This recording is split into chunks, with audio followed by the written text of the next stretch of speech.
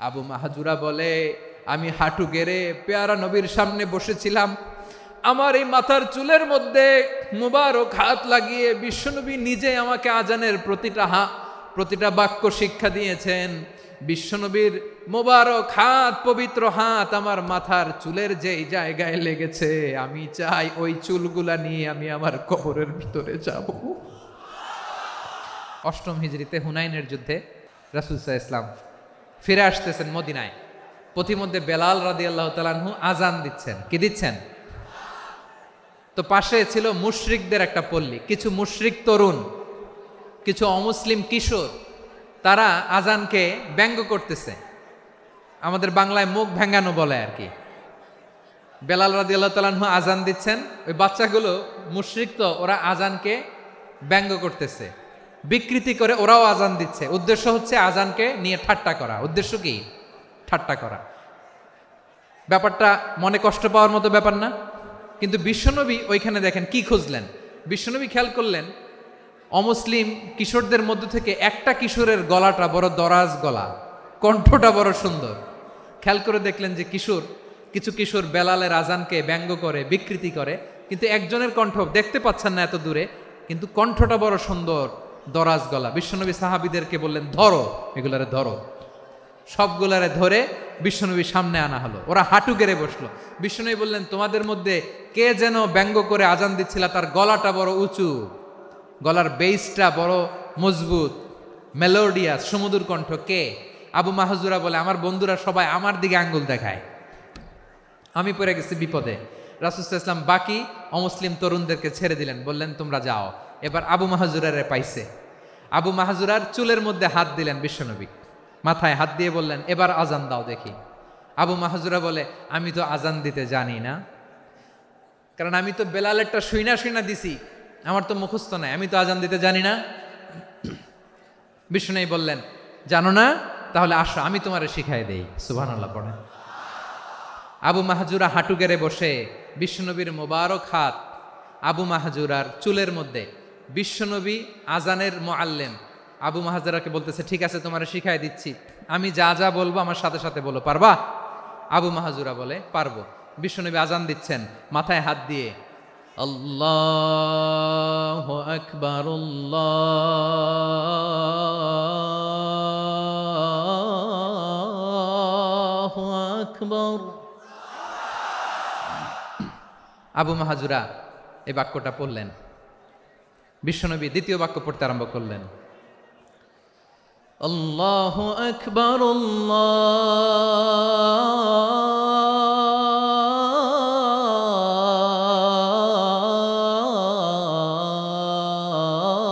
আল্লাহু আকবার। আবু মাহজুরা এই বাক্যটাও বললেন। বিশ্বনবী আবু মাহজুরার মাথার মধ্যে হাত দিয়ে তৃতীয় বাক্য বললেন,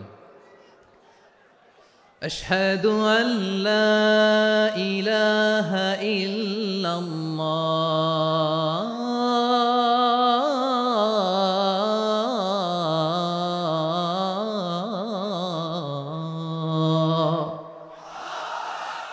আবু মাহজুরা তৃতীয় বাক্য পড়লেন। বিশ্বনবী একটা বাক্য পরে আবু মাহজুরা পরে, বিশ্বনবী পরে আবু মাহজুরা পরে। আবু মাহজুরা কিন্তু অমুসলিম, মুশরিক। আবু মাহজুরা বলে, এক একটা বাক্য পড়ি আমার কলিজাটা গলে ঠান্ডা হয়ে যায়। এতদিন মোহাম্মদকে গালি দিতাম, এখন মোহাম্মদ আমার মাথায় যখন হাত রাখছে আমার সারা শরীর ঠান্ডা হয়ে গেছে। বিশ্বনবী আজান শিখাচ্ছেন, একটা একটা বাক্য পড়ে আবু মাহজুরাও পড়ে, বিশ্বনবী পড়ে আবু মাহজুরাও পড়ে। পুরো বাক্যগুলো যখন শেষ, আজান শেষ, আবু মাহজুরাও যখন পুরো আজান পড়লেন, আবু মাহজুরা বললেন, এতদিন মোহাম্মদের চেহারা দেখলে আমার ঘৃণা লাগতো, আজ থেকে মোহাম্মদের চেহারার চেয়ে প্রিয় চেহারা আমার কাছে নাই। আবু মাহজুরা বললেন, ও মুহাম্মদ, আজানের বাক্য তো আপনি আমারে শেখালেন, এখানেই শেষ করবেন না, আপনি আমারে পড়ায় দেন, লা ইলাহা ইল্লাল্লাহু মুহাম্মাদুর রাসূলুল্লাহ সাল্লাল্লাহু আলাইহি ওয়াসাল্লাম। বিশ্বনবীর সাথে দাঁড়িয়ে উনি শাহাদা পড়ে মুসলমান হয়ে গেলেন। এবার আবু মাহজুরা বলে, ইয়া রাসূলুল্লাহ, ইয়া হাবিবাল্লাহ, আমি মুমিন হয়েছি, মুসলমান হয়েছি, আপনার কাছ থেকে আজান শিখার সৌভাগ্য আমি লাভ করেছি গো নবী। আমার কণ্ঠের বড় তারিফ করেছেন, আপনি আমার আজানকে আপনি পছন্দ করেছেন। একটা জিনিস আপনার কাছে চাই, আপনি আমাকে মক্কার মসজিদুল হারামের মুয়াজ্জিন হিসেবে অ্যাপয়েন্ট করে দেন। বিষ্ণু ঈসা ইসলাম বললেন, যাও আবু মাহজুরা, আমি তোমাকে পৃথিবীর শ্রেষ্ঠতম মসজিদ মক্কার মসজিদুল হারামের মুয়াজ্জিন হিসেবে অ্যাপয়েন্ট করে দিলাম। দেখছেন কিভাবে ট্যালেন্ট হান্টিং করতে হয়, কিভাবে হিউম্যান রিসোর্স মানব সম্পদকে ব্যবহার করতে হয়। আসছিল আজানকে ভেঙ্গাইতে, আসছিল কেন? আজানকে ব্যঙ্গ করার জন্য, বিকৃত করার জন্য। আজানকে বিকৃত করতে যে ইসলামের সবচাইতে শ্রেষ্ঠ মসজিদের মুয়াজ্জিন হয়ে গেল। পড়েন সুবহানাল্লাহ। হযরত আবু মাহজুরা রাদিয়াল্লাহু তাআলা আনহু ওনার এই সুললিত কণ্ঠ ব্যবহার করে মসজিদুল হারামে এত সুন্দর করে আল্লাহু আকবার বলে আজান দিতেন, মানুষগুলোর, মুসল্লিগুলোর, মক্কাবাসীর হৃদয়কে তিনি বিগলিত করে দিতেন। মানুষের হৃদয়কে ঠান্ডা হয়ে যেত। শুধু এখানেই শেষ না আমার যশোরের ভাইয়েরা। বিশ্বনবী যখন সাইয়েদনা আবু মাহজুরা রাদিয়াল্লাহু তাআলা আনহুকে আজান শিখাচ্ছিলেন, বলেন তো বিশ্বনবীর হাতটা কোথায় ছিল? আবু মাহজুরার মাথার সামনে, এই চুলের উপরে ছিল। আবু মাহজুরা ওই স্মৃতিটাকে ধারণ করবার জন্য, ওই স্মৃতিকে বহন করার জন্য বিশ্বনবীর মোবারক হাত আবু মাহজুরার কপালের চুলের যেই জায়গায় লেগেছে, মৃত্যুর আগের দিন পর্যন্ত আবু মাহজুরা মাথার ওই চুলে কোনোদিন ছুরি আর কামার লাগায় নাই, সেখানে কেচি লাগায় নাই, চুলের মধ্যে খুর লাগায় নাই। আবু মাহজুরা ডান দিকের চুল কাটতো, বাম দিকের চুল কাটতো, পেছনের চুল কাটতো, সামনের চুল কাটতো না। আবু মাহজুরা রাদিয়াল্লাহু তাআলা আনহুর সামনের চুলগুলো বড় হতে হতে যখন এত বড় হয়ে যায়, তিনি চুলগুলো পেঁচিয়ে মাথার মধ্যে রাখতেন। তারপরে তিনি পাগড়ি পরতেন। সবাই জিজ্ঞেস করতো, আবু মাহজুরা এটা আবার কেমন স্টাইল? দেখতে তোমার কি বিদঘুটে লাগে, কেমন অড লাগে, কেমন খারাপ দেখা যায়। মক্কায় এমন কোনো মানুষ তো দেখি নাই, ডানে চুল কাটে, বায়ে চুল কাটে, পেছনে চুল কাটে, সামনে কাটে না। ওরে আবু মাহজুরা, কেমন দেখা যায় তোমারে, তুমি সামনের চুল কাটো না কেন? আবু মাহজুরা বলে, আমি হাঁটু গেড়ে পেয়ারা নবীর সামনে বসেছিলাম, আমার এই মাথার চুলের মধ্যে মুবারক হাত লাগিয়ে বিশ্বনবী নিজে আমাকে আজানের প্রতিটা বাক্য শিক্ষা দিয়েছেন। বিশ্বনবীর মোবারক হাত, পবিত্র হাত আমার মাথার চুলের যেই জায়গায় লেগেছে, আমি চাই ওই চুলগুলা নিয়ে আমি আমার কবরের ভিতরে যাব।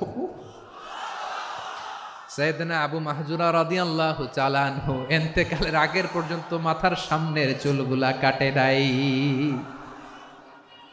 মাথার সামনের চুল তিনি কাটেন নাই। সুবহানাল্লাহি বিহামদি। কেমন ভালোবাসতেন বিশ্বনবী সাহাবীদেরকে, সাহাবারা কেমন ভালোবাসতেন বিশ্বনবীকে। সামনের চুলগুলো বড় হতে হতে এত বড় ছিল, পেঁচিয়ে রেখে পাগড়ি পরতেন, কাটতেন না। নবীর হাত লেগেছিল। সুবহানাল্লাহ পড়েন। তাহলে what is the lesson? Moral of the story কি? মোরাল অফ দ্য স্টোরি হচ্ছে, আসছিল আজানকে ব্যঙ্গ করার জন্য, বিকৃত করার জন্য, হয়ে গেল মসজিদুল হারামের মুয়াজ্জিন। দেখেন বিশ্বনবী একটা খারাপ সিচুয়েশনের মধ্যে থেকে কি ভালো জিনিস বের করে আনলেন। আমি যে শুরুতে বলেছি কিভাবে তিনি হিউম্যান রিসোর্সকে ডেভেলপ করেছেন, ম্যানেজ করেছেন। তিনি যে চৌকস ট্যালেন্ট হান্টার ছিল, দেখেন সবার মধ্যে থেকে এর বাছাই করে মুয়াজ্জিন বানাই দিয়েছেন। সুবহানাল্লাহ পড়েন। তার মানে এই না সবাইরে ধরে ধরে উনি মুয়াজ্জিন বানাইছেন। যার যেই ট্যালেন্ট আছে তাকে ওই কাজে অ্যাসাইন করেছেন। যার যেই প্রতিভা আছে তার প্রতিভাকে ইসলামের কাজে লাগিয়েছেন। সুবহানাল্লাহ পড়েন। যায়েদ বিন সাবিত রাদিয়াল্লাহু তাআলা আনহু নাম শুনেছেন? যশোর, কথা বেরোয় না। যদি জিজ্ঞাসা সালমান খানের নাম শুনছেন, সবাই হাত তুলবে, জি হুজুর শুনছি, মানে সব দেখা শেষ। সালমান খান, আমির খান, অমুক খান, সব খান মুখস্থ, কিন্তু যায়েদ বিন সাবিতের নাম মুখস্থ নাই মুসলমানদের। যেই সাহাবী মাথার সামনের চুল কাটে নাই, মসজিদুল হারামের মুয়াজ্জিন বানাইছেন বিশ্বনবী, ওই সাহাবীর নাম কি? খায়া ফেলাইস, স্লোগানের সাথে খায়া ফেলাইস। আবু মাহজুরা। কি নাম? আবু মাহজুরা আল জুমাহি রাদিয়াল্লাহু তাআলা আনহু। এই নামটা আজকে নিয়ে যাইতে হবে যশোর। আব্বু মাহজুরা রাদিয়াল্লাহু তাআলা আনহু। 2 নম্বরে বলছিলাম যায়েদ বিন সাবিত রাদিয়াল্লাহু তাআলা আনহু। বিশ্বনবী দেখলেন মদিনার এই আনসারী সাহাবী হাইলি ট্যালেন্টেড, ইন্টেলেকচুয়াল, মেরিটোরিয়াস, জ্ঞানের প্রতি তার আকর্ষণ, মারাত্মক আকর্ষণ। বিশ্বনবী তাকে দায়িত্ব দিলেন, কোরআন যা নাজিল হয় তুমি লিখো, কাতিবুল ওয়াহি বানায় দিলেন। সুবহানাল্লাহ। যায়েদ বিন সাবিতরে আবার আজান শিখান নাই, কারণ তার মধ্যে বিশ্বনবী প্রতিভা দেখেছেন, একাডেমিক প্রতিভা। বিশ্বনবীর একাডেমিক প্রজেক্টগুলো তিনি হ্যান্ডেল করতেন। যায়েদ বিন সাবিত ছিল বিশ্বনবীর ব্যক্তিগত সচিব। কি ছিল? ব্যক্তিগত সচিব। বোঝেন নাই? বিশ্বনবীর ব্যক্তিগত সচিব এবং দোভাষী। ইহুদিরা কিছু লিখে দিলে এটার অর্থ বিশ্বনবীরে বুঝায় দিতেন, আবার ইহুদিদের কাছে কিছু লিখতে হলে তিনি লিখে দিতেন। বিশ্বনবী একদিন বললেন, ইন্নী ওয়াল্লাহি মা আমানু ইয়াহুদা আলা কিতাব। ইহুদিরা যে চিঠি পাঠায় অর্থ তো বুঝি না, আরেক ইহুদি আইনে অর্থ করা লাগে। আবার ইহুদিদের কাছে কিছু লিখে পাঠাইতে চাইলে আমরা তো লিখতে পারি না, ইহুদিরে দিয়ে লেখা লাগে। ওরা যে পয়রা শোনায় লিখে দেয়, আমি ওদের বিশ্বাস করি না, আমার নিজের একজন লোক দরকার। বিশ্বনবী এই যায়েদ বিন সাবিতকে চুজ করলেন ল্যাঙ্গুয়েজের জন্য। উনি বললেন, যায়েদ, তোমার সফট স্কিলকে ডেভেলপ করতে হবে, তুমি হিব্রু ল্যাঙ্গুয়েজ শিখে ফেলো। যায়েদ বিন সাবিত বলল, বিশ্বনবীর মোটিভেশন আর ইন্সপিরেশন পেয়ে আমি 15 দিনে ইহুদিদের এই হিব্রু ল্যাঙ্গুয়েজ শিখে ফেললাম। শুধু শিখে ফেললাম না, হাত্তা হাদিকতু, even I became master in the language. এই ভাষা আমি পারদর্শী হয়ে গেলাম। এরপরে ইহুদিরা চিঠি লিখে পাঠালে আর কোনো ইহুদি ডাকা লাগতো না, আমি নবীর এটার অর্থ শুনে পরে বুঝায় দিতাম। আবার ইহুদিদের কাছে চিঠি লেখা লাগলে আমি যায়েদ বিন সাবিত চিঠি লিখে দিতাম। সুবহানাল্লাহ। দেখেন, এত সাহাবীর মধ্য থেকে বিশ্বনবীর একাডেমিক প্রজেক্ট, ব্যক্তিগত সচিব, দোভাষী হিসেবে তিনি যায়েদ বিন সাবিতের মতো তরুণকে নির্বাচিত করেছেন। কেমন ট্যালেন্ট হান্টার ছিল আমার নবী। সুবহানাল্লাহ পড়বেন না? বিশ্বনবীর ইন্তেকালের পরে সাইয়েদনা আবু বকর রাদিয়াল্লাহু তাআলা আনহু যখন খলিফা হয়ে আসলেন, কোরআনকে সংকলনের দায়িত্ব দেয়া লাগবে, কোন সাহাবীকে দিবেন? সব সাহাবারা মিলে পরামর্শ করলেন।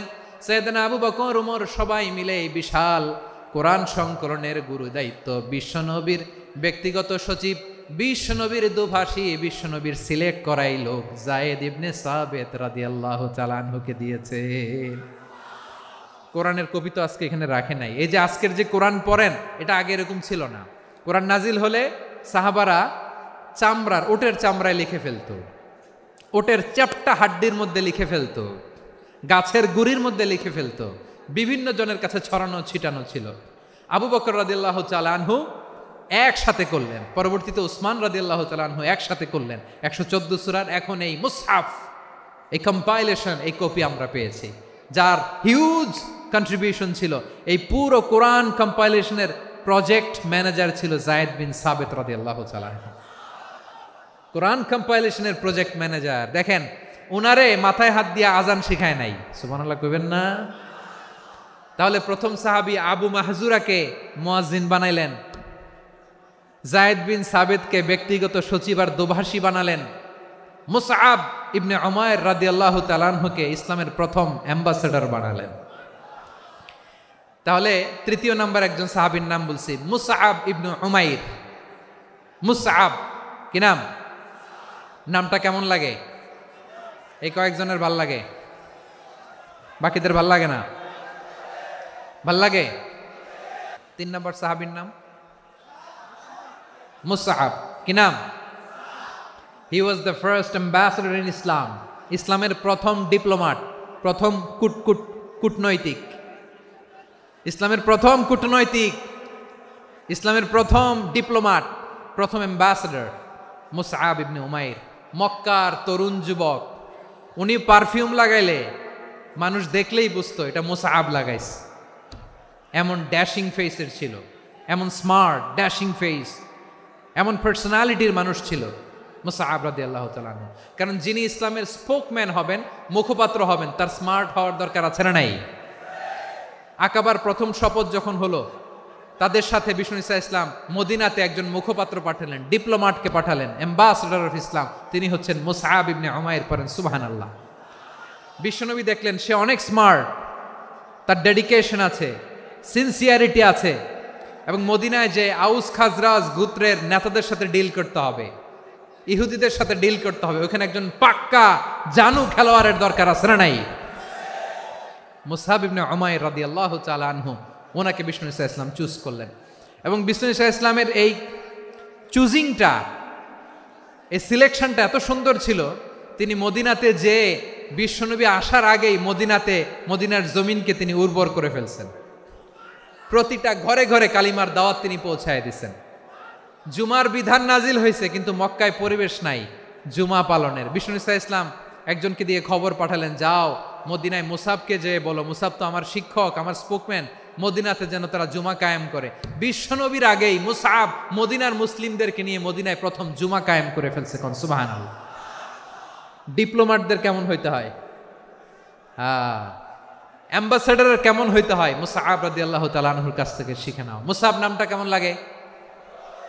যশোর যাদের সন্তান হবে, ছেলে সন্তান, আমার রাস্তায় পাইলে সবাই জিজ্ঞেস করে, হুজুর একটা নাম দেন, আমার ছেলে হবে। যশোরবাসীর জন্য আমি একটা নাম দিয়ে দিলাম, নাম রাখতে হবে মুসআব। কি নাম? নামটা যাদের ভাল লাগে, ছেলে সন্তান অনাগত আসবে, মনে চাইলে নাম রেখে দিবেন মুসআব রাদিয়াল্লাহু তাআলা আনহুর নামে মুসআব। তাহলে মুসআব রাদিয়াল্লাহু তাআলা আনহুকে বিশ্বনবী ল্যাঙ্গুয়েজ শিখান নাই, সফট স্কিল শিখান নাই।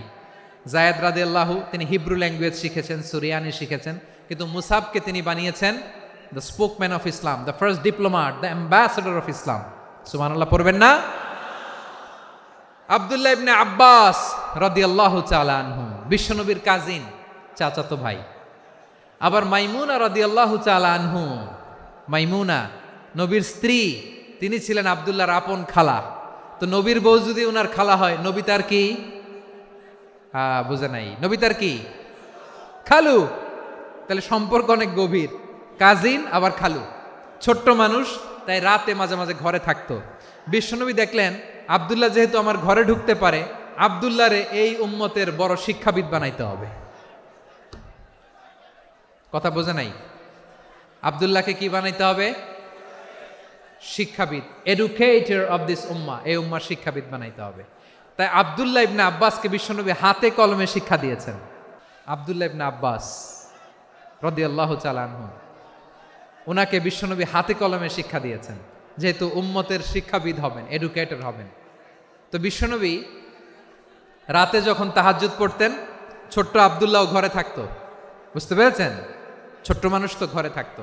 তো বিশ্বনবী তাহাজ্জুদের জন্য একবার দাঁড়িয়েছেন, ছোট্ট আব্দুল্লাহ ওযু করে দাঁড়াইছে। আচ্ছা বলেন তো, ইমাম আর মুসল্লি মোট যদি দুইজন হয়, একজন ইমাম একজন মুসল্লি, তো মুসল্লি ইমামের কোন দিকে দাঁড়াবে? ডানে দাঁড়াবে। ছোট্ট আব্দুল্লাহ বুঝে নাই, বিশ্বনবী তাহাজ্জুদ শুরু করেছেন, উনি ইক্তেদা করছেন আর দাঁড়াইছেন বায়ে। কোথায় দাঁড়িয়েছেন? আব্দুল্লাহ বলেন, যখন আমি বায়ে দাঁড়ালাম, আখাযা রাসূলুল্লাহ সাল্লাল্লাহু আলাইহি ওয়াসাল্লাম উযুনি আল ইউমনা ইয়াফতিলুহা, বিশ্বনবী নামাজরত অবস্থায় আমার কান ধরে টেনে আমার ডান দিকে এনে দাঁড় করায় দিলেন। পড়েন সুবহানাল্লাহ।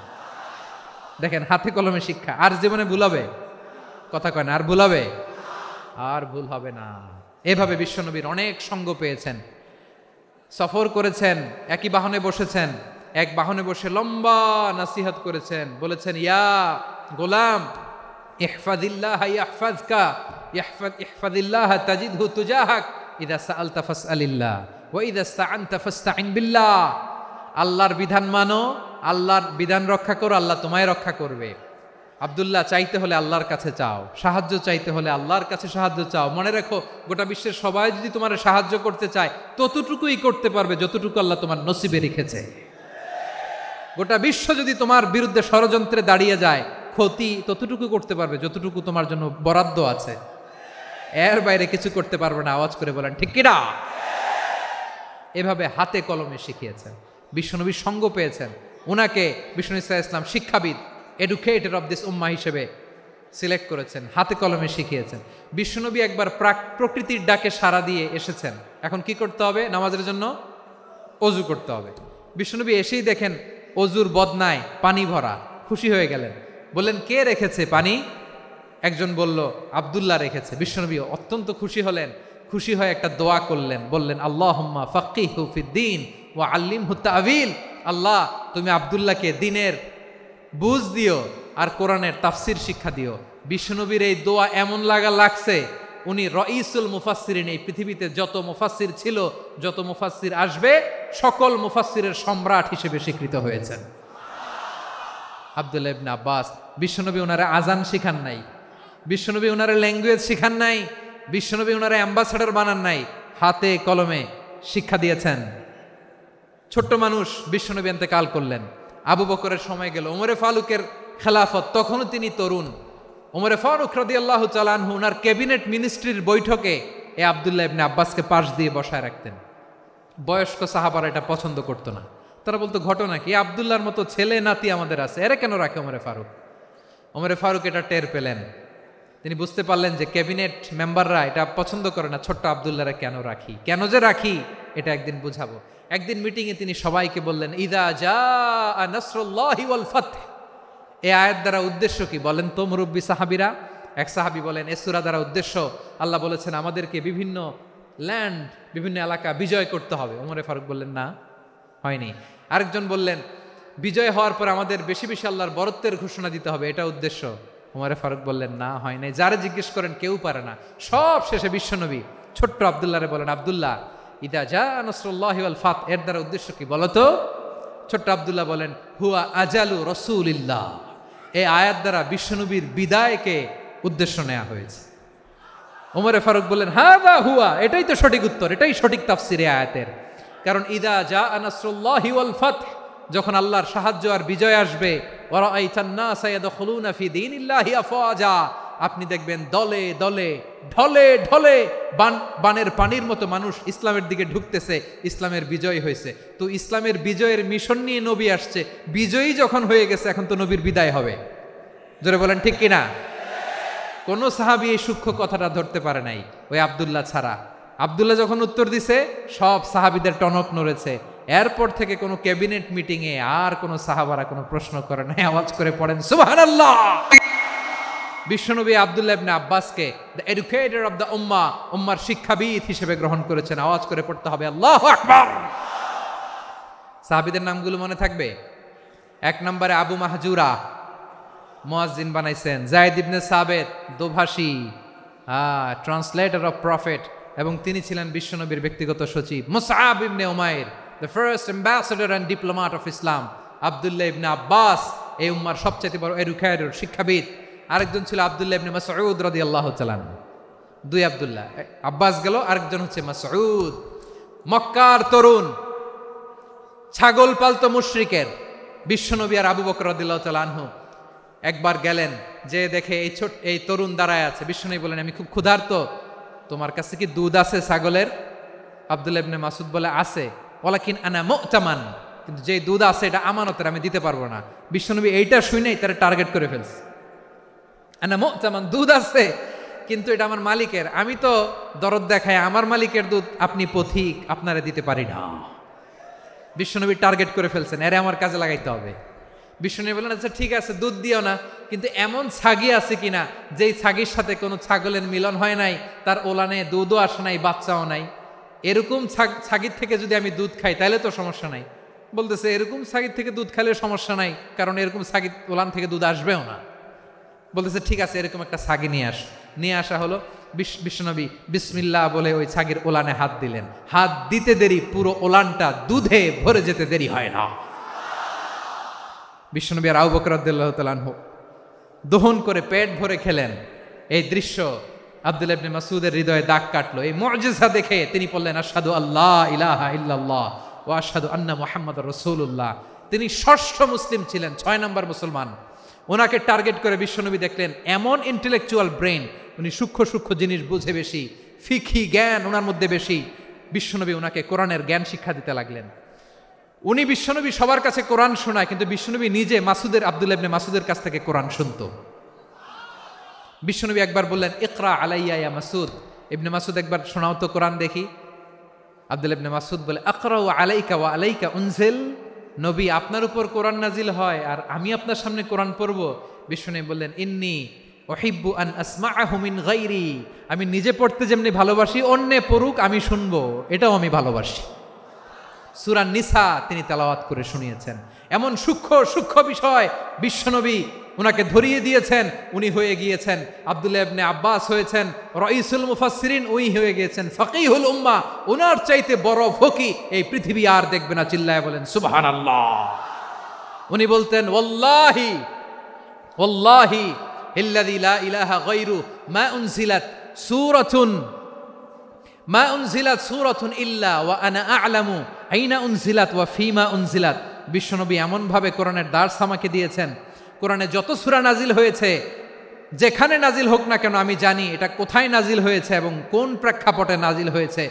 এমন একটা সূরা নাই যে সূরার কোথায় নাজিল হয়েছে আমি মাসুদের জানা নাই, কোন প্রেক্ষাপটে নাজিল হয়েছে আমার জানা নাই। এরকম ঘটবে না, চিল্লায় বলেন আল্লাহু আকবার। এই আব্দুল্লাহ ইবনে মাসউদ রাদিয়াল্লাহু তাআলা আনহু ওমর ফারুকের সময় কুফার চিফ জাস্টিস ছিলেন। কুফা নগরীর চিফ জাস্টিস। চিফ জাস্টিস বোঝেন নাই? বিচারপতি। কি ছিলেন? সবাই বলে নাই, কি ছিলেন? বিচারপতি ছিলেন। এবং ওনার যে ফিকহি জ্ঞানের ধারা, এটাই আলকামা, ইব্রাহিম আন-নাখাই, হাম্মাদ ইবনে সুলাইমান হয়ে ইমাম আবু হানিফা পর্যন্ত পৌঁছেছে। এবং ওনার ফিকহি জ্ঞানের ধারাই হানাফি মাযহাবে অ্যাকসেপ্ট হয়েছে। আজও এগুলো হানাফি মাযহাবে চর্চিত হয়। হানাফি মাযহাবের সব ফিক আব্দুল্লাহ ইবনে মাসউদের ফিকহি জ্ঞানের ধারা থেকে নেওয়া হয়েছে, চিল্লায় পড়েন সুবহানাল্লাহ। তাহলে উনাকে বিশ্বনবী বানিয়েছেন জুরিস্ট, আইনবিদ, ফকিহ। উনারে আজান শিখান নাই। হিউম্যান রিসোর্স ডেভেলপমেন্ট কিভাবে করবেন, মানব সম্পদের উন্নয়ন কিভাবে করতে হয়, কিভাবে যার যেখানে প্রতিভা কাজে লাগাতে হয় উনি দেখিয়েছেন। সুবহানাল্লাহ পড়বেন না? খালিদ বিন ওয়ালিদ নাম শুনছেন? কে কে শোনেন নাই? হাত তোলেন। কি ছিলেন? বীর যোদ্ধা ছিলেন খালিদ বিন ওয়ালিদ। কিন্তু তিনি ইসলাম ধর্ম গ্রহণ করেছেন অনেক দেরিতে, 8ম হিজরিতে। তার মানে 8ম হিজরির আগে উনি মুশরিকদের পক্ষে লড়াই করেছেন। ওনার হাতে কত মুসলিম সাহাবী যে নিহত হয়েছে হিসাব নাই। বিশ্বনবী টার্গেট করে রাখছে, তুমি আমাদের মুসলিমদের এত ক্ষতি করলা, তুমি যখন মুসলমান হবা তোমারে দিয়ে আমি এমন কাম করামু যে এটা আর কেউ করতে পারবে না। সুবহানাল্লাহ নাই? যশোর ক্লান্ত হয়ে গেছে।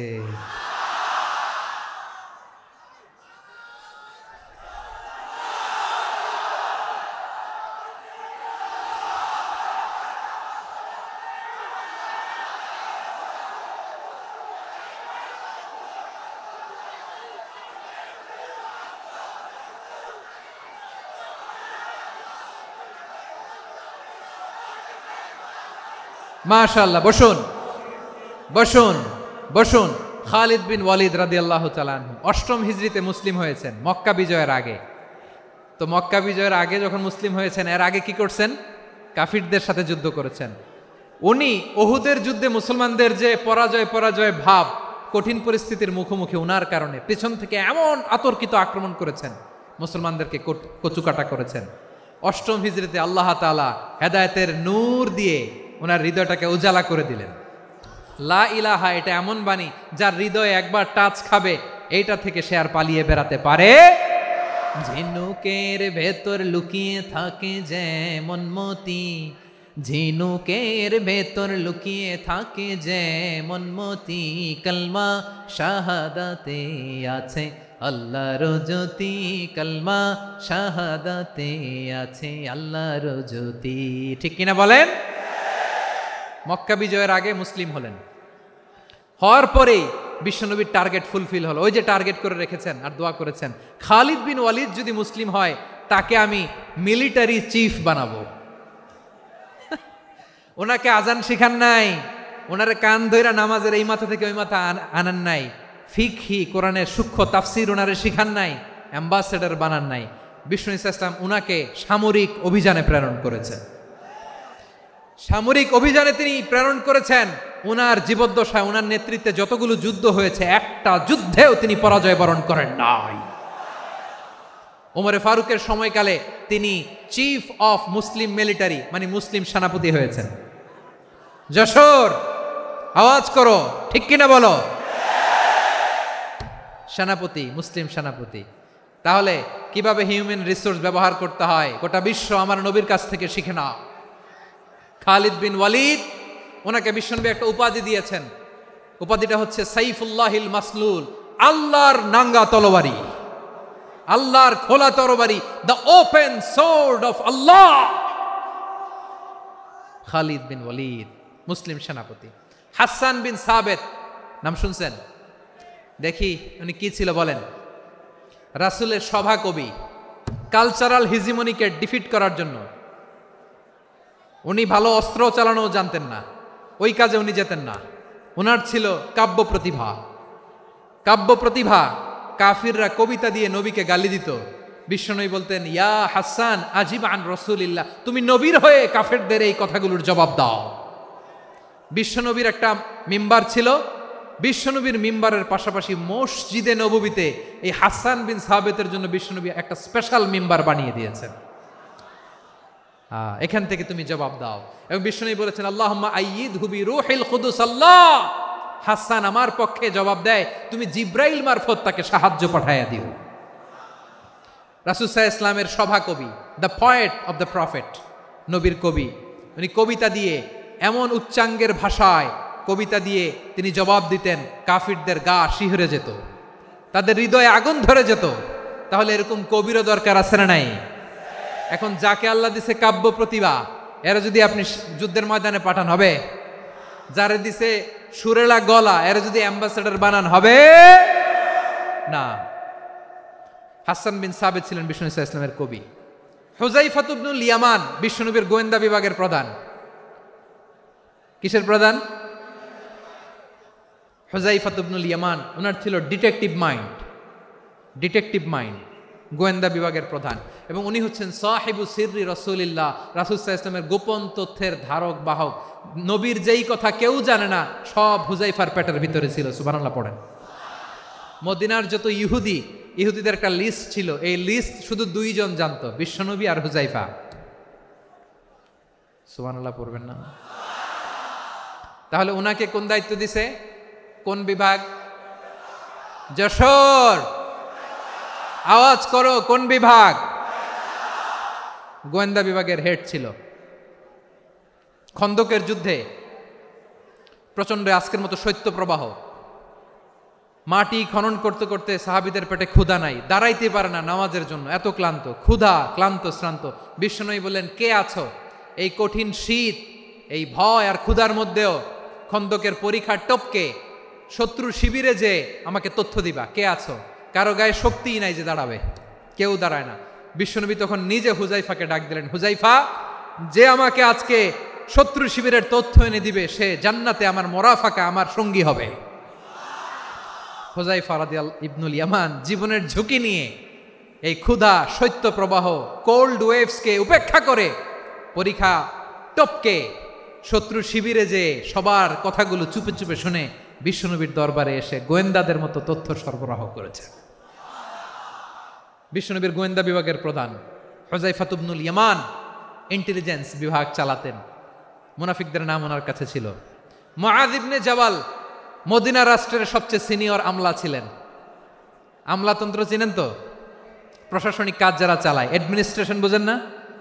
The department of administration. মদিনার রাষ্ট্রের সিনিয়র আমলা মুআয ইবনে জাবাল মুতাখাসসিসুন ফিল হালাল ওয়াল হারাম, হালাল হারামের স্পেশালিস্ট ছিলেন। বিশ্বনবী উনাকে ইয়ামানের গভর্নর করে পাঠাইছেন। বলেছেন, ইন্নাকা তা'তি কওমান আহলা কিতাব, এমন গোষ্ঠীর কাছে যাবা এরা ইহুদি নাসারা, আগে শাহাদা পড়লে এরপরে নামাজের দাওয়াত দিও, নামাজ পড়লে যাকাতের দাওয়াত দিও। গভর্নরের অ্যাটিটিউড যেমন থাকে তেমন অ্যাটিটিউড ধরে রেখো। সুবহানাল্লাহ পড়েন। তাহলে মুআয ইবনে জাবালকে দিয়ে বিশ্বনবী কবিতা লেখায় নাই, চিঠি লেখায় নাই, আজান দেওয়ায় নাই। সুবহানাল্লাহ পড়বেন না? সব শেষ সাহাবী বলি আবু হুরায়রা রাদিয়াল্লাহু তাআলা আনহু, নাম শুনছেন? বিড়ালের বাবা। কি করতেন? খালি হাদিস মুখস্থ করতেন। উনি বলতেন, আলজামু রাসূলুল্লাহ আলা মিল ইবাতনি, আমার শুধু পেটের ক্ষুধার বন্দোবস্ত হইলে আমি নবীর সঙ্গ ছাড়তাম না। আমার আনসার সাহাবারা ক্ষেত খামারের কাজ করত, আমার মুহাজির সাহাবারা ব্যবসা করত, আর আমি নবীর সাথে সাথে থাকতাম। শুধু সকাল বিকাল দুই বেলা যদি আমার খাবারের বন্দোবস্ত হয়, আমি আর নবীর লক ছাড়ি না। সুবহানাল্লাহ কইবেন না? 5374টা হাদিস তিনি বর্ণনা করেছেন। সবচেয়ে বেশি হাদিস বর্ণনাকারী সাহাবী। হাদিস প্রিজার্ভেশনের কাজে বিশ্বনবী ওনাকে কাজে লাগিয়েছেন। উনি একদিন বলেন, ইয়া রাসূলুল্লাহ আসমাউ মিনকা কাসীরান ফালা আহফাজু, নবী অনেক কথা শুনি আমার মনে থাকে না। বিষ্ণু বললেন, তাই? উবসুত রিদাক, তোমার চাদরটা বিছাও। আবু হুরায়রা বিছালেন, বিশ্বনবী হাত বুলায় দিলেন, এরপরে অনেক হাদিস বর্ণনা করলেন। আবু হুরায়রা বলে, তারপর থেকে বিশ্বনবী যাই বর্ণনা করে আমি শুনি আর একটাও বলি না। এখন সুবহানাল্লাহ। বিশ্বনবী ওনাকে হাদিস প্রিজার্ভেশন, নবীর এই যে লক্ষ্য হাদিস প্রিজার্ভেশনের এই দায়িত্ব দিয়েছেন সাইয়েদনা আবু হুরায়রা রাদিয়াল্লাহু তাআলা আনহুকে। প্রিয় ভাইরা, তাহলে 10 জন সাহাবীর কথা যে বললাম, আপনারা কি খেয়াল করেছেন কত বড় ট্যালেন্ট হান্টার, চৌকস ট্যালেন্ট হান্টার ছিল আমার নবী। এক একজনের এক এক ট্যালেন্ট এক এক কাজে অ্যাসাইন করেছেন, এক একজনকে এক এক দায়িত্ব দিয়েছেন, এক একজনের প্রতিভাকে এক একভাবে বিকশিত হওয়ার সুযোগ দিয়েছেন। আওয়াজ করে বলেন ঠিক কি না?